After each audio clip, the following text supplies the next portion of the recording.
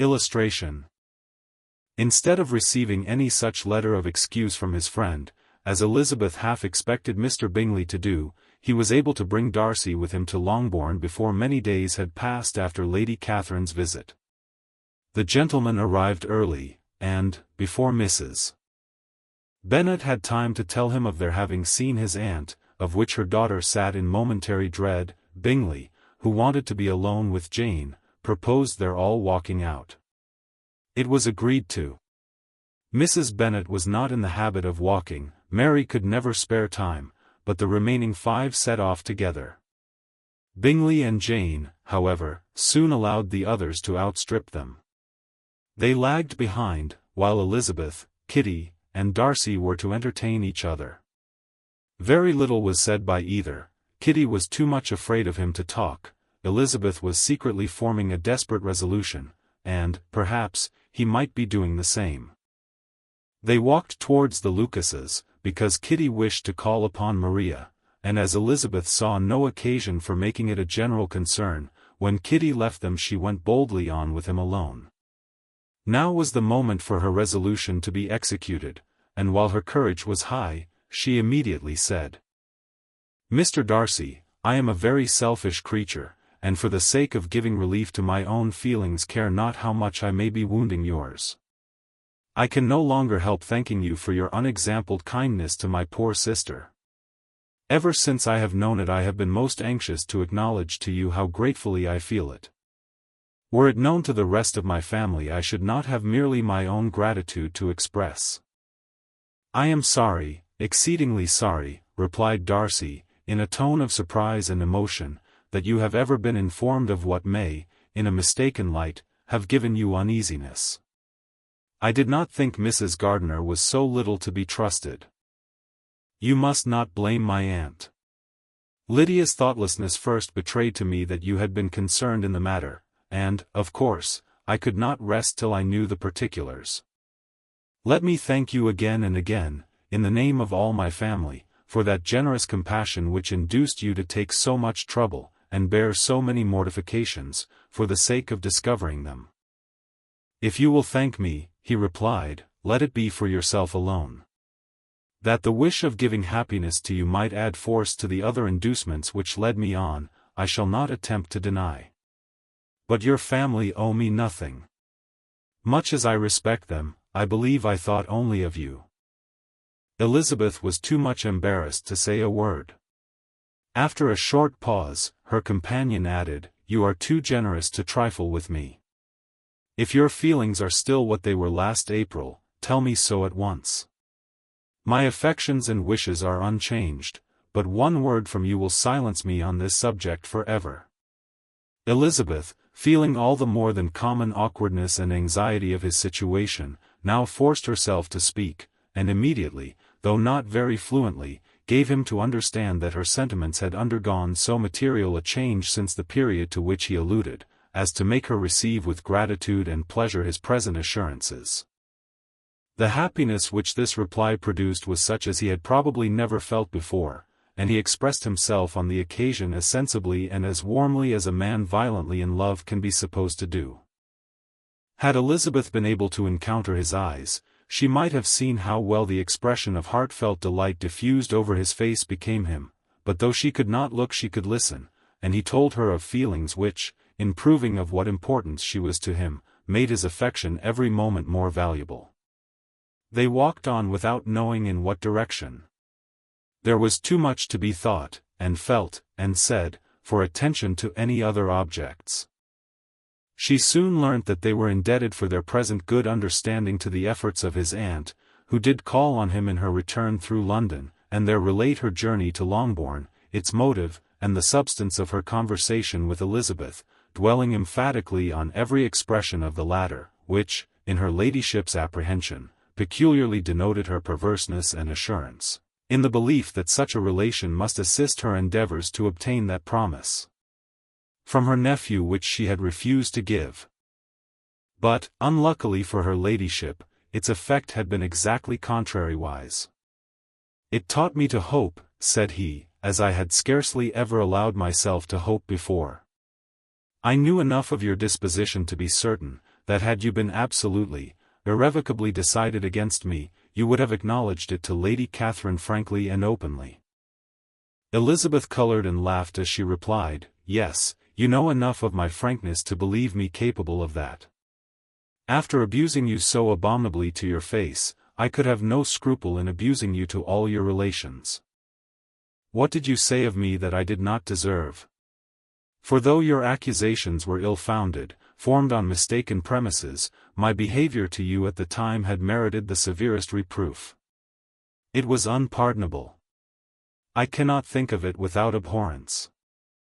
We will not quarrel for the greater share of blame annexed to that evening," said Elizabeth. "The conduct of neither, if strictly examined, will be irreproachable, but since then we have both, I hope, improved in civility. I cannot be so easily reconciled to myself. The recollection of what I then said, of my conduct, my manners, my expressions during the whole of it, is now, and has been many months, inexpressibly painful to me. Your reproof, so well applied, I shall never forget, had you behaved in a more gentlemanlike manner. Those were your words. You know not, you can scarcely conceive, how they have tortured me, though it was some time, I confess, before I was reasonable enough to allow their justice.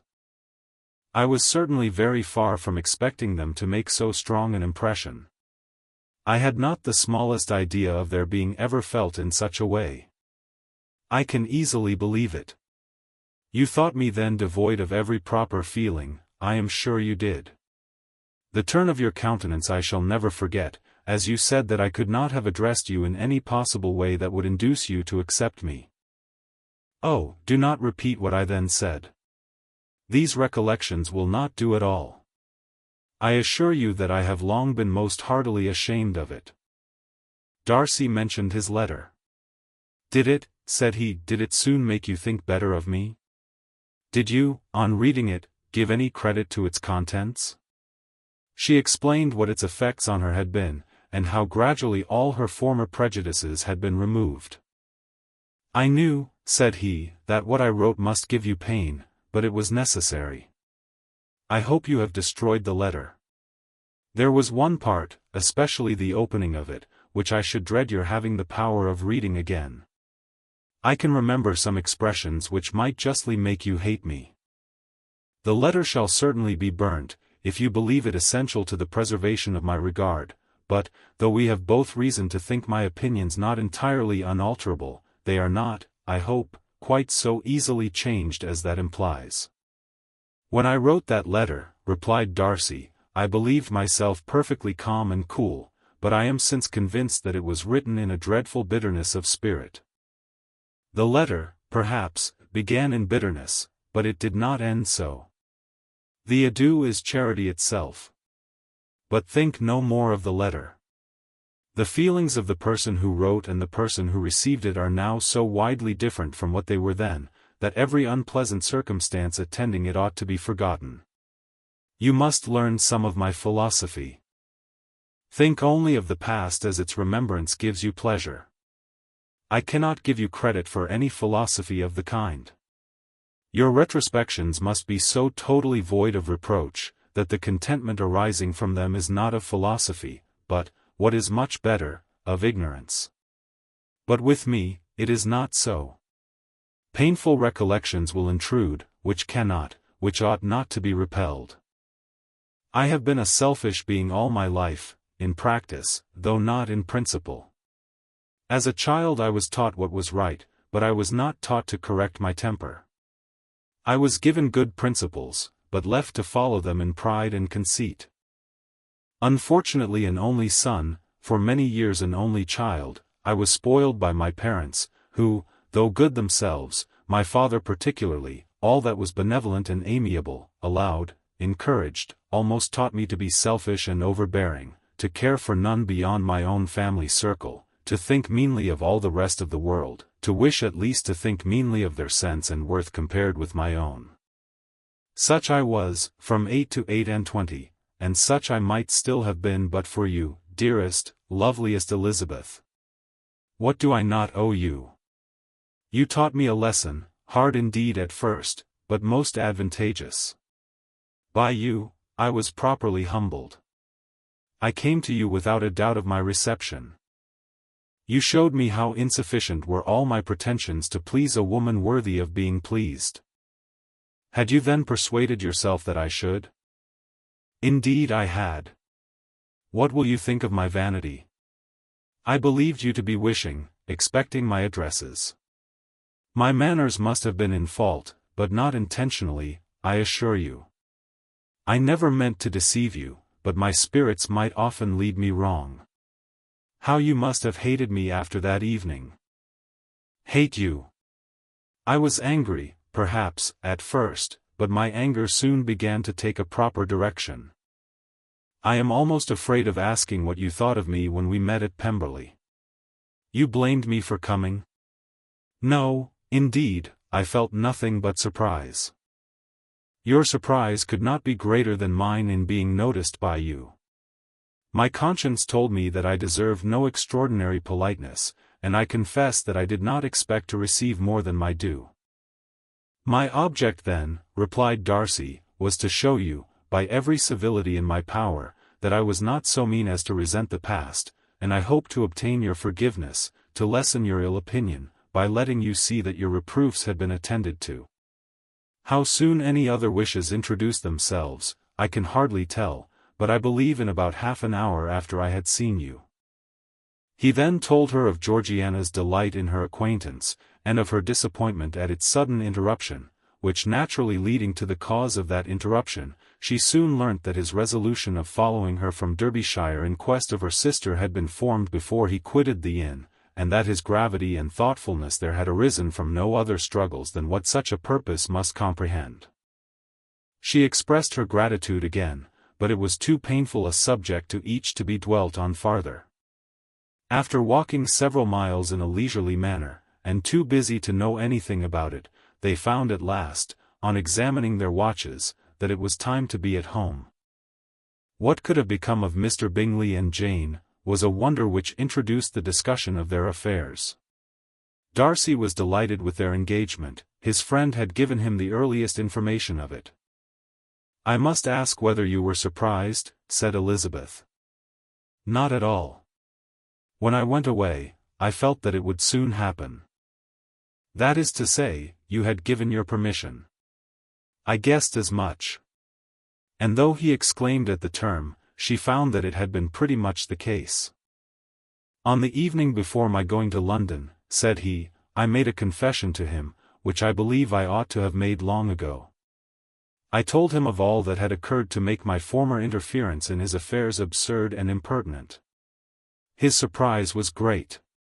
He had never had the slightest suspicion. I told him, moreover, that I believed myself mistaken in supposing, as I had done, that your sister was indifferent to him, and as I could easily perceive that his attachment to her was unabated, I felt no doubt of their happiness together. Elizabeth could not help smiling at his easy manner of directing his friend. Did you speak from your own observation, said she, when you told him that my sister loved him, or merely from my information last spring? From the former. I had narrowly observed her, during the 2 visits which I had lately made her here, and I was convinced of her affection. And your assurance of it, I suppose, carried immediate conviction to him. It did. Bingley is most unaffectedly modest. His diffidence had prevented his depending on his own judgment in so anxious a case, but his reliance on mine made everything easy. I was obliged to confess one thing, which for a time, and not unjustly, offended him. I could not allow myself to conceal that your sister had been in town 3 months last winter, that I had known it, and purposely kept it from him. He was angry. But his anger, I am persuaded, lasted no longer than he remained in any doubt of your sister's sentiments. He has heartily forgiven me now. Elizabeth longed to observe that Mr. Bingley had been a most delightful friend, so easily guided that his worth was invaluable, but she checked herself. She remembered that he had yet to learn to be laughed at, and it was rather too early to begin. In anticipating the happiness of Bingley, which of course was to be inferior only to his own, he continued the conversation till they reached the house. In the hall they parted. Illustration. Unable to utter a syllable. Copyright 1894 by George Allen.